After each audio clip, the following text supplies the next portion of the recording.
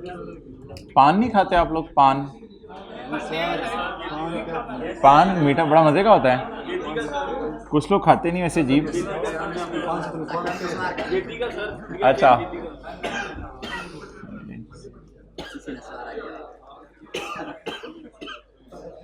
अच्छा जी, ऑब्वियसली अगर आप टिश्यू दे दो यार। हाँ, क्या पूछ रहे हो? नहीं, वो असर के बाद करते हैं।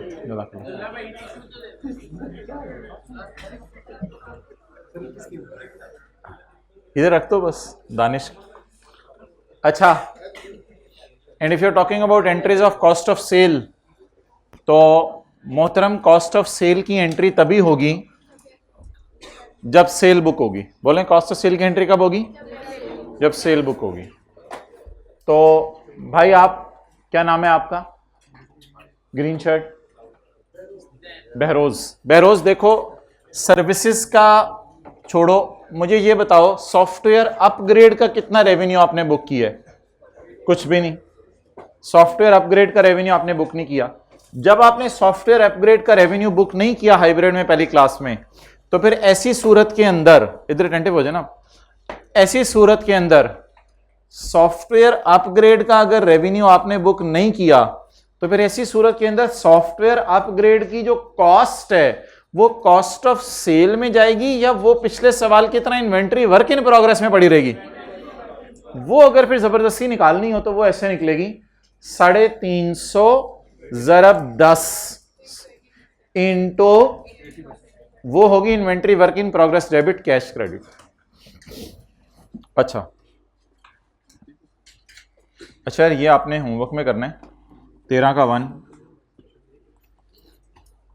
लेकिन कॉन्ट्रैक्ट मॉडिफिकेशन का सवाल ना रिवाइज करके, कल खुला दिन है पूरा एक संडे का, उसमें ज़रा टाइम निकाल के ना ये सवाल कर लीजिएगा। पहले कॉन्ट्रैक्ट मॉडिफिकेशन रिवाइज कर लीजिएगा वरना मसला होगा। अच्छा, ये सवाल तो डिस्कशन के है, लेकिन फिर भी मैं इसकी एंट्रीज हल्की फुल्की करवा दूंगा आपको। पास्ट पेपर क्वेश्चन 12 देखो यार, बाकी हमारे हो गए हैं, 11 भी हो गया, 10 भी हो गया, 9 भी हो गया, 8 भी हो गया, 7 भी हो गया, बाकी 6 इंशाल्लाह अगली क्लास में मैंने करवाना है। बाकी 5, 4, 3 हो गया, दूसरा भी करवा दूंगा। अच्छा, तो बस ये हमने इंश्योर करना होता है पास पेपर ज़्यादा कवर हो जाए। वो IS 28 के 8 हमारे हो गए थे कवर। अच्छा,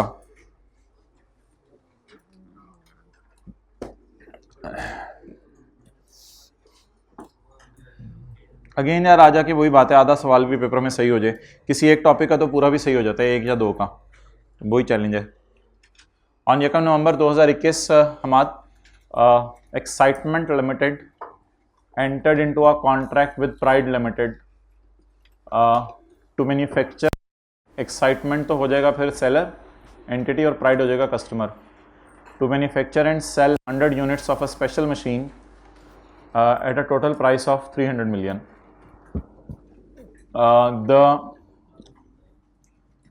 eight a total price of 300 million. तो ये जो है ना, ये वाला चक्कर आपको इस सवाल में भी होगा, कॉन्ट्रैक्ट मॉडिफिकेशन वाले सवाल में भी मसला आएगा। आपको ना 10 मिलियन को डिवाइड करना पड़ेगा 50 लैपटॉप से ताकि पर यूनिट प्राइस निकले। तो ये इस वाले सवाल में भी मसला आएगा कि 10 मिलियन को डिवाइड करना पड़ेगा 50 लैपटॉप से। और इस वाले सवाल में भी अगर आप कर लें तो बेहतर है। 300 मिलियन डिवाइड बाई 100 यूनिट्स, तो ₹3 मिलियन का एक यूनिट है सेल प्राइस। तो पता नहीं आप क्या चीज़ बना रहे हैं हम, 3 मिलियन 30 लाख रुपया बनता है। तो फर्ज करें गाड़ियाँ हैं, on 1 November excitement limited entered into a contract with Pride limited to बना एंड बेच 100 यूनिट्स ऑफ गाड़ियाँ, नई machine at a total price of 300 million. The machines will be delivered in lots of 20 units at end of each quarter. पहली delivery होगी एक अगले साल, हाँ अगले साल। ईयर एंड लिखा हुआ है 31 दिसंबर, कहाँ लिखा हुआ है year and 31 December? Second paragraph में ईयर एंडेड 31 दिसंबर, बीच में ठोका हुआ है। पहली डिलीवरी होगी अगले साल, चुप रहो ना भाई, साउथ, पहली डिलीवरी होगी अगले साल, फिर दूसरी डिलीवरी होगी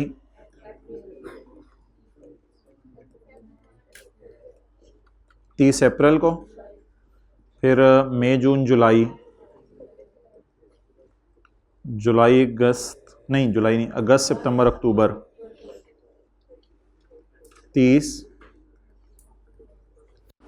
क्योंकि 1 नवंबर को कॉन्ट्रैक्ट शुरू है ना, तो फिर 30 अक्टूबर को साल पूरा हो जाएगा। तो 4 दफ़ा सेल बुक होगी। सेल कितनी दफ़ा बुक होगी? 4 दफ़ा। जी हाँ, अच्छा, you are very much, I appreciate you. और एक होगा 31 जनवरी 23।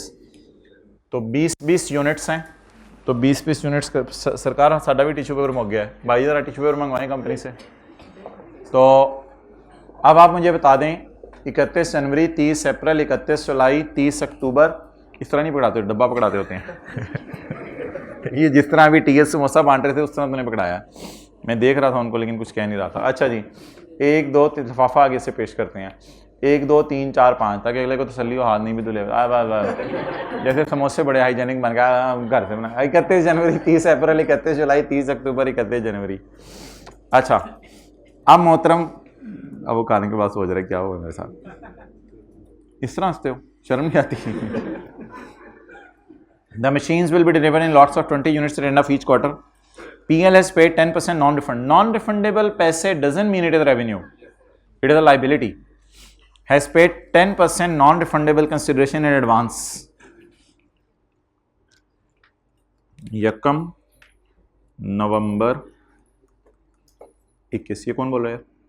1 नवंबर 21, cash debit, contract liability credit 300 ज़रब 10%, 30 million. अच्छा जी, PL has paid 10% non refundable consideration in advance. हाँ, अगर सवाल में आ जाए ना कि कॉन्ट्रैक्ट टर्मिनेट हो गया है और कॉन्ट्रैक्ट की नहीं, फिर रेवेन्यू नहीं, कॉन्ट्रैक्ट की 5 शराइत में कोई मसला है और कॉन्ट्रैक्ट, मैंने इसकी एक समरी बना के लाके आपको देनी है इंशाल्लाह मंडे को, वो मैंने बनाई थी, अब सुबह देखा सेव नहीं हुई थी, तो इसकी एक समरी इंशाल्लाह बना के लाके देनी है, जिसमें वो समरी क्या होगी, समरी में आपको बताता हूँ क्या होगी। यानी आइडेंटिफिकेशन ऑफ कॉन्ट्रैक्ट के आगे 5 बातें लिखी होंगी, फिर आइडेंटिफाई सेपरेट पीओ के आगे डिस्टिंक्ट वाली बात लिखी होगी, डिटरमिन ट्रांजैक्शन प्राइस में लिखा होगा variable consideration, incentive, bonus, consideration payable to customer, और वो तो समरी में इस तरह सारी बातें लिखी होंगी। याद आ रही ना थोड़ी थोड़ी स्टैंडर्ड में, जो भी प्रेजेंटेशन में receivable, contract liability, contract asset, contract cost, cost to obtain contract, incremental cost, not incremental cost, record revenue, PO satisfied at a point in time, PO satisfied at a point over time, customer receives and consumes, entity creates and customer controls, it has no alternative use and entity has a right to receive पैसे if customer default। ये सारी मैं बातें कर रहा हूं आपसे। रशीद, हमें ना पता था हमें इतना कुछ पता, चलो किसी ने बता दिया हमें इतना कुछ पता। PL has paid 10% non-refundable consideration advance while remaining price will be paid in 5 equal installments। remaining price पे होगी 5 equal installments में। तो जहाँ तक कैश का ताल्लुक है तो वो कुछ इस तरह बनेगा, उसके टोटल करेंगे हम, टोटल 300 माइनस 30 270 डिवाइडेड बाय 5 54। तो हर डील के साथ इस तरह 54 का कैश आता रहेगा। तो PL has paid 10% non-refundable consideration in advance, while the remaining, what is total? What is remaining? Will be paid in only after delivery of and not before। पैसे कब मिलेंगे? जब डिलीवर कर दोगे, डिलीवर नहीं करोगे तो पैसे नहीं मिलेंगे। डिलीवर नहीं करोगे तो पैसे, डिलीवर कर दोगे तो पैसे मिल जाएंगे। Only after delivery of each and not before. पूरा डिलीवर करोगे तो पैसे मिलेंगे, अधूरा डिलीवर करोगे तो पैसे नहीं मिलेंगे। नॉट बिफोर का मतलब बताएं।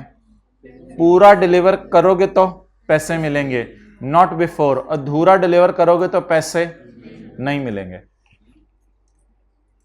Sales team work and spend 1600 घंटे। सेल्स टीम ने 1600 घंटे काम किया है। 1600 घंटे को जरा डिवाइड करें 8 पे। डेली वर्किंग डेज 8 होते हैं ना, ऐसी बोंगियां मार रहा हूं। 1600 को जरा डिवाइड करें 8 से। 200 दिन इसने काम किया है। सेल्स टीम ने 200 दिन काम किया है, जिस पे खर्चा आया है 40 लाख रुपया। For preparing proposal of contract, for preparing proposal of contract, for preparing IFRS 15 ABCDFGH IFRS 15 bid preparation cost not incremental. Lecture notes में ये अटैच की थी किसी दिन साथ की हुई है। अच्छा जी, तो बिड प्रिपरेशन कॉस्ट को क्या करना है? एक्सपेंस करना है। 4 मिलियन कितना? अच्छा जी, आगे चलें। The team was also rewarded with a bonus upon obtaining contract. Bonus upon obtaining contract, commission on obtaining. Obtain और विन फिर एक ही होगा ना। ऑब्टेनिंग, ये कोई एनुअल बोनस नहीं लिखा हुआ कि इसका मैं एक्सपेंस करूँ। एक दफा मैंने एनुअल बोनस दिखाया था आपको, उससे मैंने एक्सपेंस किया था। Bonus on winning a contract. अब अगर रेवेन्यू साथ साथ बुक करना हुआ, यानी रेवेन्यू अगर 1 साल के अंदर बुक होना हुआ हमारे साल के अंदर, तो जितना रेवेन्यू हमारे साल के अगर अंदर सारा ही बुक हो जाना हुआ, हमारे साल में 2 महीने रह गए हैं, हमारे साल में 2 महीने रह गए हैं। अगर हमारे साल 2 महीने के अंदर अंदर रेवेन्यू बुक हो गया तो मैच करके इसको फिर फौरन खर्चे में डाल देंगे। लेकिन अगर रेवेन्यू 5 क्वार्टर्स में बुक होना है, क्योंकि डिलीवरी 5 क्वार्टर्स में है, तो फिर जैसे जैसे रेवेन्यू बुक होगा 5 क्वार्टर्स में, वैसे वैसे ये कॉस्ट बुक होगी। डिसाइड कर लें, फिर आगे चलते हैं। रेवेन्यू कैसे कैसे बुक होने? रेवेन्यू कैसे कैसे बुक होना है जल्दी बता दें। 20 units delivered at the end of, तो इसका मतलब है बड़ी मेहनत के बाद हमें पता चला था कि हमारे साल एक भी डिलीवरी नहीं है। 4 दफा रेवेन्यू अगले साल बुक होने और 1 दफा रेवेन्यू उससे अगले साल बुक होना है। तो जैसे जैसे रेवेन्यू बुक होगा वैसे वैसे कॉस्ट बुक होगी। बेहतर यह है कि इस 6 मिलियन को आप बना लें इन्वेंट्री, और इन्वेंट्री बना के 5 से डिवाइड करें, क्योंकि रेवेन्यू 5 दफा बुक होना है और बराबर बुक होना है 20 यूनिट्स का, तो 5 से डिवाइड करके इसका खर्चा भी बुक करें। लेकिन हमारे साल इसको मैं एक्सपेंस नहीं बनाऊंगा। द रीजन इज के हमारे साल कोई रेवेन्यू बुक नहीं हुआ। पहली दफा रेवेन्यू कब बुक होना है? अगले साल। और हम कहां खड़े हैं? 1 नवंबर को। जी बताएं। इन्वेंट्री डेबिट, कैश क्रेडिट 6 को, और 6 को 5 से डिवाइड करके जब जब रेवेन्यू बुक करेंगे तब तब इसकी कॉस्ट को एक्सपेंस में डालते रहेंगे। बिड विन कर लिया ना, bid win win bid, bid का लफ्ज कहां से? अच्छा, up to year ended 31 December we have only manufactured 15 units of machine to be delivered on 31 January. 15 हमने यूनिट्स, अहमद 15 यूनिट्स हमने बना लिए हैं ईयर एंड तक। क्वार्टर में कितने महीने होते हैं? 3। कॉन्ट्रैक्ट कब पकड़ा था? 1 नवंबर। पहला क्वार्टर कब खत्म होने? अगले साल। किस दिन? 31 जनवरी। तो नवंबर दिसंबर में हम दिन रात एक करके सिर्फ कितने यूनिट्स बना पाए? 15। बाकी 5 कब बनाएंगे? अगले साल। बाकी 5 जो अगले साल बनाएंगे उनको अगले साल जो 5 बनाएंगे तो अगले साल पिछले वाले 15 भी बेच देंगे और ये वाले 5 जो बनाने हैं अगले साल वो भी बेच देंगे। अच्छा जी, अब मुझे ये बताएं कि इन 15 के ऊपर जो कॉस्ट आई होगी वो सवाल ने नहीं दी, उसका क्या करेंगे? बोलें? हाँ, इसको भी वर्क इन प्रोग्रेस में डाल सकते हैं, पर वर्क इन प्रोग्रेस की जरूरी नहीं बस इन्वेंट्री में डाल दिया, उसको ऐसा था खर्चे में डाल लें, इसको भी इन्वेंट्री में डाल दें। क्या? 15 यूनिट्स की कॉस्ट, 15 यूनिट्स की कॉस्ट। अच्छा जी, अब आप मुझे बता दें पूरी कहानी क्या बनी। टोटल कॉन्ट्रैक्ट कितने का है? 300 मिलियन। टोटल कॉन्ट्रैक्ट कितने का है? 300 मिलियन में से, जरा तसल्ली से मेरे साथ साथ चल रहे हैं, 300 मिलियन में से कितने पैसे आ गए? 30। Cash debit, contract liability, credit. कितना हमने बिड प्रिपरेशन का खर्चा किया वो बाय डिफॉल्ट एक्सपेंस में जाने। रेवेन्यू कितने क्वार्टर्स में बुक होने हैं? 5 क्वार्टर्स, यानी 15 महीनों में। अगर रेवेन्यू 15 महीनों में बुक होने तो फिर सेल्स कमीशन भी 15 महीनों में बुक होने। लेकिन हमारे साल इसलिए बुक नहीं होगा कि ना रेवेन्यू बुक हुआ है, इसलिए इसको भी खर्चे में नहीं डालेंगे। जैसे ही 31 जनवरी को रेवेन्यू बुक होगा तो इसमें से 6/5 करके खर्चे में डाल देंगे। अच्छा, अब हमारे साल इन्वेंट्री जो है उसमें कितने यूनिट्स पड़े होंगे? 15 यूनिट्स की कॉस्ट पड़ी होगी। इसका रेवेन्यू बुक नहीं हुआ इसलिए इसको कॉस्ट ऑफ सेल में भी नहीं डालना, ये इन्वेंट्री हमारी किताबों में नजर आती रहेगी। इन द एंड आखिरी बात आपसे करने लगा हूं, अगले साल एंट्री होगी inventory debit cash credit 5 unit से जनवरी में, फिर रेवेन्यू बुक होगा। ये वाला 15 और अगला वाला 5 जितना इन्वेंट्री में पड़ा होगा, cost of sale debit, inventory credit. पहला रेवेन्यू जो मैंने बुक करना है वो करना है 300/5 या 300 डिवाइडेड बाय 100 मल्टीप्लाइड बाय 20। पहला रेवेन्यू जो मैंने बुक करना है वो ये करना है। इसलिए 31 जनवरी को मैं बिल्कुल एक शॉर्टकट मारने लगा हूं रेवेन्यू में। मैंने पर यूनिट रेवेन्यू सुबह ही आपको निकाल के दे दिया था। 20 unit ज़रब 3 60।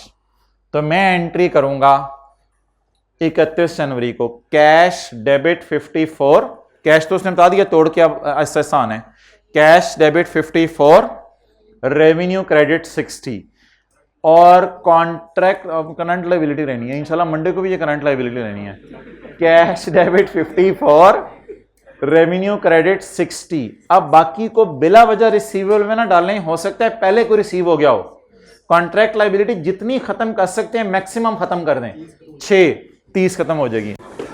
Cash debit 54, revenue credit, cash debit 54, revenue credit 60 और कॉन्ट्रैक्ट लायबिलिटी डेबिट 6। इंशाल्लाह जब अगला ऑर्डर आएगा, अगला ऑर्डर आ जाएगा सरकार, अगला ऑर्डर आ जाएगा, अगले ऑर्डर में क्या होगा? कैश डेबिट 54, रेवेन्यू क्रेडिट 60 और अभी भी कॉन्ट्रैक्ट लायबिलिटी डेबिट 6। तो आहिस्ता आहिस्ता ये 30 5 सालों में, 5 क्वार्टर्स में पूरा खत्म हो जाएगा। जी मोहतरम, आगे देखें।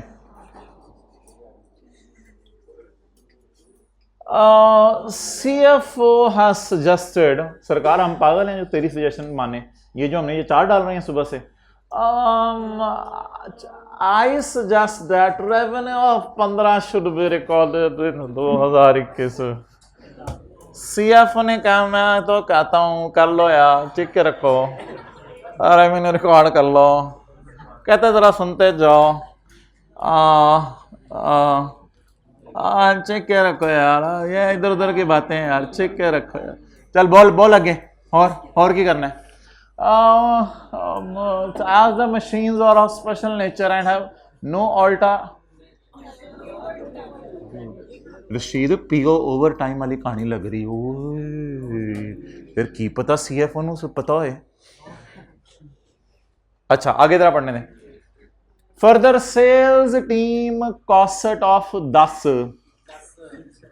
सेल्स टीम कॉस्ट ऑफ 10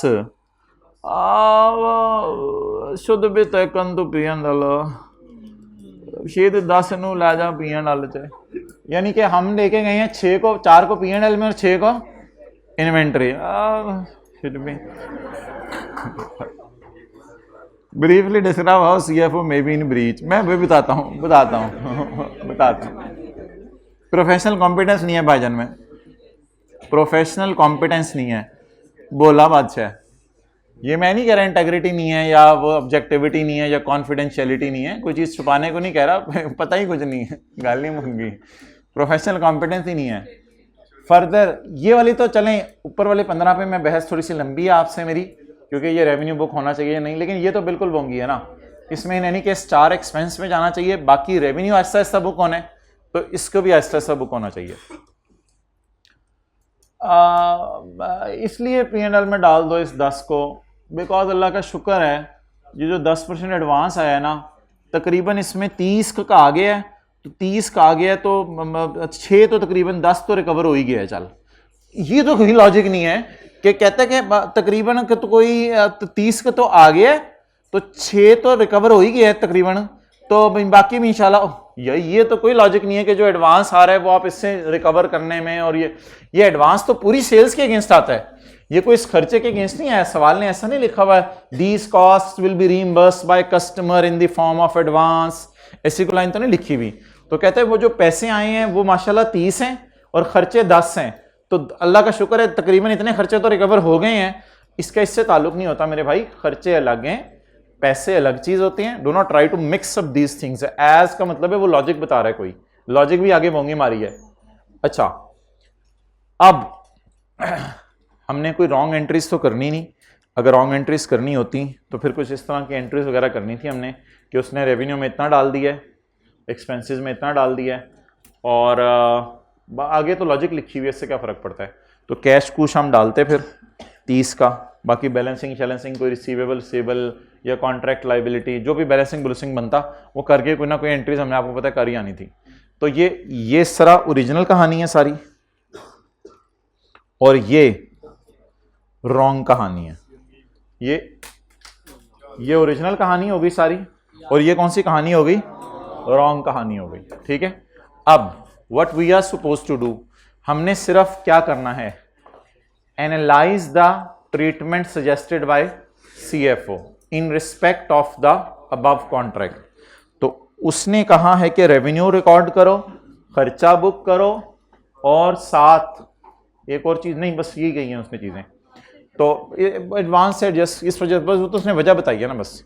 अच्छा अब मोहतरम एक छोटी सी डिस्कशन जरूर है कि मैं आपसे जो डिस्कस करना चाहता हूँ वो ये है कि अगर मैंने 15 चीज़ें बना दी हैं तो क्या मैं 15 चीज़ों का रेवेन्यू बुक कर लूँ या ना करूँ, इस पे ज़रा 2-4 मिनट मुझे दे दें, फिर मैं सोल्यूशन की तरफ मूव करता हूँ कि जो मैंने 15 चीज़ें बना दी हैं इसका मैं रेवेन्यू बुक करूँ या ना करूँ। जैसे जैसे मैं चीज़ें बना के दे रहा हूँ वैसे वैसे वो मशीन कंज्यूम कर रहा है या मशीन डिलीवर ही अगले साल होनी है। तो वो जो पीओ सेटिस्फाइड ओवर टाइम में, पहली बात फेल हो गई।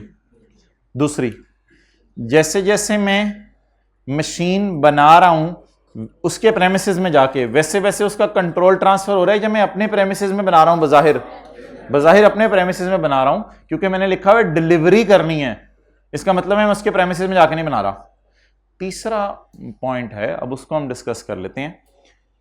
क्या ये मशीन स्पेशल नेचर की है? हाँ, और शायद इसका ईएल के पास कोई यूज नहीं है, उसने भी कह दिया है क्योंकि स्पेशलाइज्ड नेचर की है, तो शायद इतनी स्पेशलाइज्ड मशीन है कि प्रैक्टिकली पॉसिबल नहीं है ये किसी और को दे सके।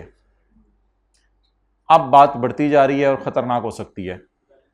अब सी की दूसरी शर्त जो है ना, इफ कस्टमर डिफॉल्ट, अगर कस्टमर डिफॉल्ट करे तो उसको पेमेंट करनी पड़ेगी अधूरे काम की। ये कस्टमर्स बड़ा रेयरली मानते हैं, ये कस्टमर्स ऐसे नहीं मान जाते। ये बड़ी वाज़ेह लाइन लिखी हुआ करेगी सवाल में भाईजान, ये है कि कोई वेग वो बात नहीं है। कौन सा दुनिया का कस्टमर मानता है इस बात को? आप किसी को ऑर्डर करके आए, यार मेरी शादी होनी है, फर्नीचर बना दो। उसने कहा भाईजान फर्नीचर बनाना शुरू कर देता हूं, अगर अधूरा काम मैंने बीच में कुछ मसला हुआ, आपने मुझे कहा तो सारे जितना काम मैंने किया हुआ उसके पैसे देने हैं। आप कहेंगे भाईजान ये मैं नहीं लिखता, बेचना हुआ किसी और को भेज देना, मुझे नहीं पैसे उसे मैं देने का करता। तो इसलिए इस पे कस्टमर को मनाना पड़ता है, और उस पर फिर सवाल चीख चीख के पुकारेगा कि कस्टमर मानना भी है इस बात के ऊपर कि मैं अधूरे काम के पैसे दूंगा। इस सवाल में कस्टमर कह रहे हैं मैं पैसे दूंगा ही नहीं जब तक तुम पूरा काम नहीं करके दोगे। अधूरे के तो दूर की बात है। ऑनली आफ्टर डिलीवरी, प्राइस में दूंगा ऑनली आफ्टर, नॉट बिफोर का लफ्ज सबसे इंपॉर्टेंट था। ये नॉट बिफोर का लफ्ज था, कभी भी उससे पहले पैसे मैं नहीं दे सकता। अधूरे काम के पैसे दे दो तेरी सोच है, नॉट बिफोर। तो that was a highly bit technical, but other discussion हम करके फिर भी मार्क्स गेन कर सकते थे, कोई ऐसी वो परेशानी वाली बात नहीं है। तो what we are suppose to do now, हमने स्टैंडर्ड के अंदर पैरास खोलने हैं, वो अब हमें मजबूरन खोलने पड़ेंगे। और अब मैं स्टैंडर्ड खोल रहा हूँ। आप पीओ सेटिस्फाइड ओवर टाइम का पैरा बताएं कौन सा है। पैरा नंबर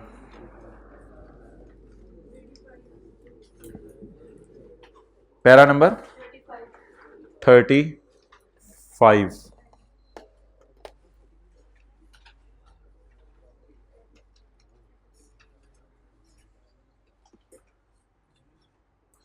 मैं स्टैंडर्ड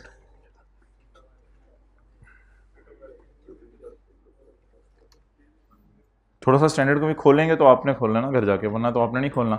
इसके इंपॉर्टेंट पैराज किसी ने ढूंढे हैं? वॉल्यूम 1 में कौन से लिखे हुए थे हमने?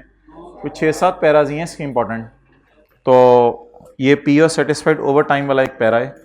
कंट्रोल एन करके नई फाइल डाल ली। इसके बाद एक फोल्डर है हमारे पास, वो मैं आपको बताता हूँ मेरे लैपटॉप में। ये है कैफ 7 वाला पुराना, इसमें पार्ट ए है। पार्ट ए में आप जाएंगे IFRS में, IFRS में जाएंगे IFRS 15 को। IFRS 15 को आप ड्रैग करेंगे और ड्रैग करके यहाँ ला के ड्रॉप कर देंगे। अच्छा, पीओ सेटिस्फाइड ओवर टाइम। और एक और पैरा भी खोलूंगा मैं, cost to obtain contract and cost to fulfil contract. वो मैंने आपको बताया था पैरा 91, 92, 93 है। अच्छा जी, अब आप लोगों ने वॉल्यूम 1 में से जाके ढूंढने हैं। एक तो ये आइडेंटिफिकेशन ऑफ कॉन्ट्रैक्ट है, चलिए यहाँ स्टैंडर्ड भी आज देख लेते हैं। आइडेंटिफिकेशन ऑफ कॉन्ट्रैक्ट, ये पैरा 9 है ना, 5 शराइत कॉन्ट्रैक्ट की। उसके बाद फिर इसके बाद एक पैरा ये था, entity has yet not received any consideration. नहीं, ये मैं देखता हूँ किधर आ रहा है।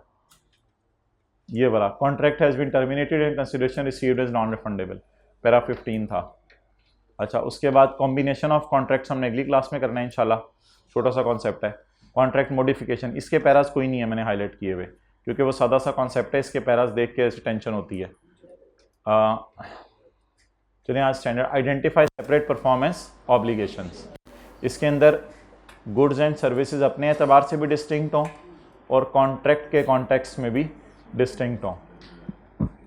इसके बाद तीसरा स्टेप कौन सा है? Identify transaction price, determine transaction price. Performance obligation satisfied at a point in time, over time मैंने ढूंढनी है। 35 performance obligation satisfied over time.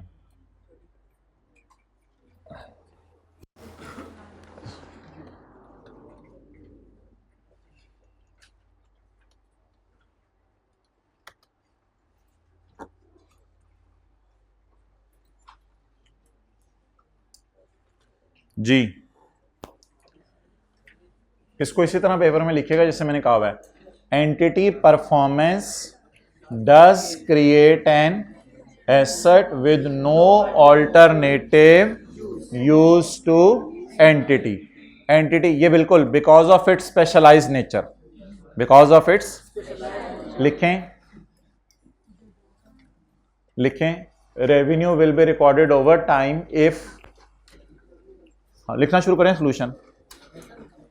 हाँ, सोल्यूशन इस जवाब का, इस सवाल का, revenue should be recorded by an entity over time,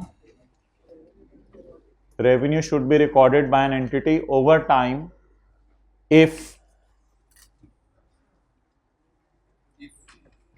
if should be recorded by entity over time if, यार नमाज के बाद मैं सोच रहा हूँ वो डिस्टिंक्ट वाली बात बड़ी तफसील से करनी है सॉफ्टवेयर वाली, इसलिए ज़रूर आ जाइएगा। Should be recorded over time if entity performance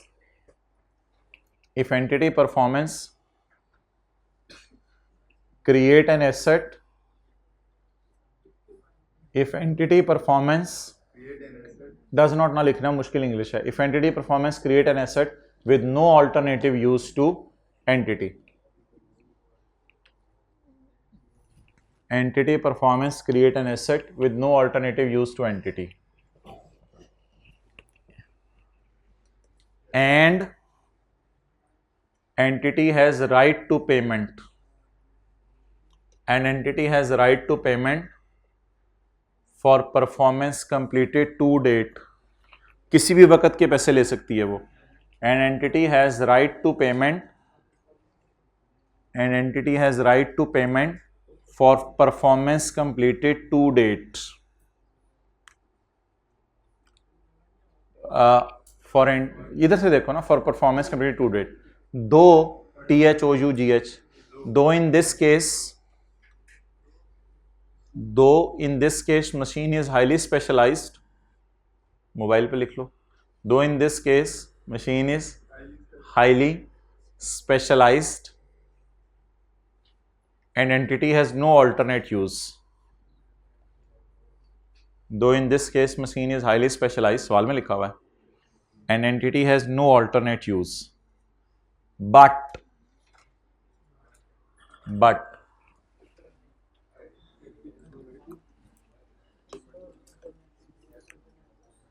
वो वाला मसला है जो ना आपको बताया है, but the right to consideration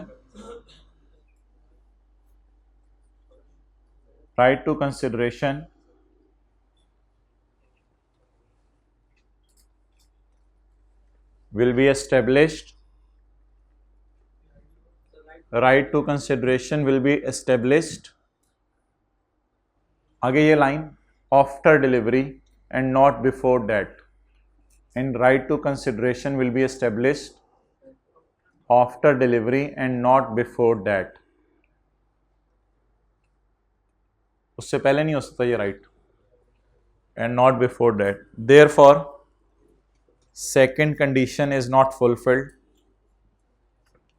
therefore second condition is not fulfilled, so treatment suggested by, analyze करना है ना, so treatment suggested by CFO, so treatment suggested by CFO is not in line with IFRS 15, treatment suggested by CFO is not in line with IFRS 15 and revenue will be recorded at a point in time,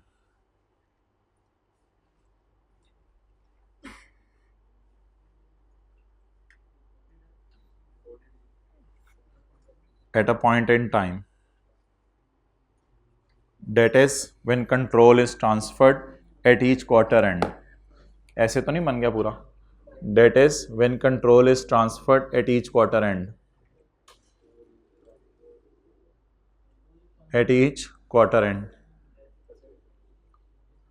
अगला para, no revenue will be recorded in our year at each quarter end, उस सवाल की भी तो थोड़ी rhythm चलाओ ना, no revenue will be recorded in our year. अब मैं लंबी बात करवाने लगा, because no delivery took place, वजह लिखें साथ साथ, एक ही बात है, because no delivery took place, no revenue will be recorded in our year because no delivery took place. अच्छा जी, इसके बाद अब वो जो 4 मिलियन वाली बात है और 6 मिलियन वाली बात, उसके बारे में लिखेंगे। 4 मिलियन वाली बात और 6 मिलियन वाली बात। 4 मिलियन कौन सा था और 6 मिलियन? अच्छा, आगे लिखें। Cost to obtain a contract, cost to obtain a contract, cost to obtain a contract that would have been incurred, cost to obtain a contract that would have been incurred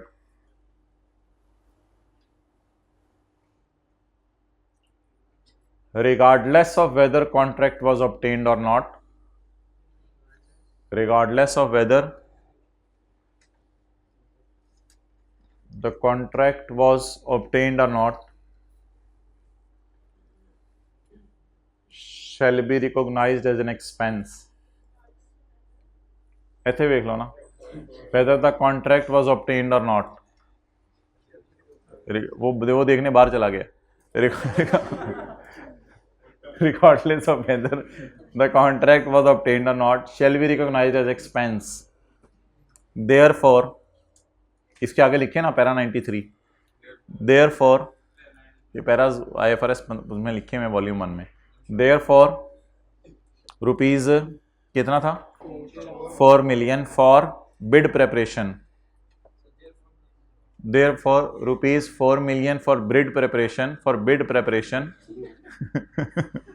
should be expensed, for bid preparation should be expensed, however entity shall recognize 6 million, entity shall, I cap का solution देख लेंगे, खोलते छोटा सा हो। however entity shall recognize 6 million as an asset,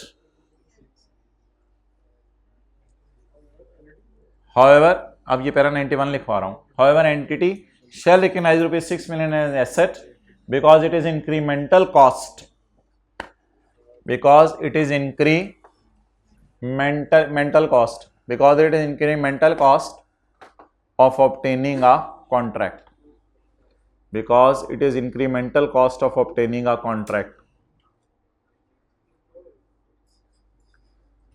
however नहीं अपनी तरफ से, and it will be amortized over 5 quarters as and when revenue is recorded, and it will be amortized over 5 quarters as and when revenue is recorded, over 5 quarters as and when revenue is recorded। it will be, part C का end है, लिख लें ऊपर, part C का end है, दोबारा सुनना घर जाके। अच्छा, however it will be recorded as an expense over 5 quarters, however it will be relax हो जाएं, however it will be recorded as an expense over 5 quarters as and when revenue is recorded। भाई कोई दही नहीं बनी, सारे सुन लें दोबारा। however it will be recorded as an expense, it will be amortized, तो एक ही बात है ना यार, हाथ तो किया, इतने तो अक्लमंद हो जाए ना आप, इतने तो लकीर के फकीर ना बने आप, F1 के बच्चे तो नहीं हैं आप। however it will be amortized over a period of 5 quarters as and when revenue is recognized। जैसे जैसे क्या होगा, रेवेन्यू रिकॉर्ड होगा। कड रजिस्टर बार, कड, अच्छा यार वो भूल गया, CFO को भी साथ साथ बताना था, लिखें आगे। And CFO is not correct, and CFO is not correct regarding charging it to expense, however 5 quarters, However, CFO is not correct regarding charging it to expenses. Expenses. आगे for further details. अच्छा चलो यार आई cap का solution देखते हैं यार, बबलू का solution. आई cap ने दो हेडिंग्स दी हैं, ना ना ना ना रेवेन्यू रिकॉग्निशन और एज पर IFRS 15 या as per para 36। As per para 36 अपने रेफरेंस के लिए तो याद रखें ना। As per IFRS 15 in case फिर entities performance does create an asset with no alternative use, the entity can record revenue over time if the entity also has a right to payment. As per agreement, he is entitled for payment after delivery of each. So revenue should not be recorded over as suggested by CFO. Proportionate revenue should be recorded upon transferring the control. That is delivery of each lot consisting of goods manufactured till year end. जो ये line हमने नहीं डाली, should be included in EL's closing inventory. And the advance received should be shown as a contract liability. ये देखा यानी मुंगियां मार के भी यही रह जाना सी। Contract cost, the cost of 4, इसका मतलब है कि एंट्री जहन में लाके ना फिर उनको भी डिस्कस कर दिया, cash debit contract liability credit. Cost of 4 million for 1600 hours spent is correctly expensed as such cost would have been incurred whether the contract was obtained or not। ये लाइन हमने लिखी थी। However, rupees 6 million paid for should be capitalized as an incremental cost of obtaining a contract and should be amortized over contract period की जगह हमने लिखा था over 5 quarters on a systematic basis. This contract cost should not be amortized in year 2021 as no related revenue है। ये वो जो CFO वाली बात हमने की है कि इसको एक्सपेंस। अच्छा अगली बात, हमारे यार ये क्या तरीका है कि दीवार पे लिखोगे फिर एयरपोर्ट पे जाके जो है वो लिखोगे और फिर जाके जो है वो जहाज की सीट पे भी लिखोगे इन गिवन। अच्छा उसमें प्रोफेशनल कॉम्पिटेंस नहीं है। अच्छा ऐसी कोई लाइन तो नहीं आ रही कि CFO ने कहा यार ये ट्रीटमेंट कर दो, इससे प्रॉफिट बढ़ जाएंगे, बैंक लोन ले लेंगे। अगर ऐसा कुछ होता तो फिर वो इंटेग्रिटी, ऑब्जेक्टिविटी और प्रोफेशनल बिहेवियर, वो तीनों बातें आ जाती। लेकिन इधर ऊपर क्या है, इधर इधर ऐसी है। In given situation CFO is in breach of competence and due care. ये वाली लाइन उठानी है एज इट इज वॉल्यूम 1 से, जो एथिक्स याद नहीं किए हुए। Duty to maintain his professional knowledge and skill audit में याद किए मैं पता नहीं। At such a level that employer receives a competent service. ये वहां से लाइन उठा के ये सवाल वाली CFO should involve in continuing professional development which will develop, कुछ भी नहीं, सवाल से कुछ भी नहीं उठाया उसने। अच्छा तो ये लाइन आप उस मद के अंदर लिख के आएंगे। अब जी हमारी बड़ी इंपॉर्टेंट डिस्कशन है कि गुड्स एंड सर्विसेज डिस्टिंक्ट हैं या नहीं, और वो थोड़ी इंटरेस्टिंग भी है। नहीं इसको इंशाल्लाह कम से कम कर लो आज, डिस्टिंक्ट वाली बात आज कर लो, फिर इंशाल्लाह मंडे को फिर बाकी चीज़ें देखते हैं। नमाज़ पढ़ के आ जाएं, 5:30 बजे तक आ जाएं, रिलैक्स हो आधे घंटे तक, हल्का फुल्का ज़्यादा लोड ना लें, आराम आराम से रिलैक्स होके देखें। ये रिवीजन नहीं हो रही है। मैं 3 सवाल कर लिए हमने, 12वां 13वां 14वां और पीछे क्या रह गया, लेटेस्ट एंड के तीनों सवाल। आप बैठे हैं तो कुछ हुआ है।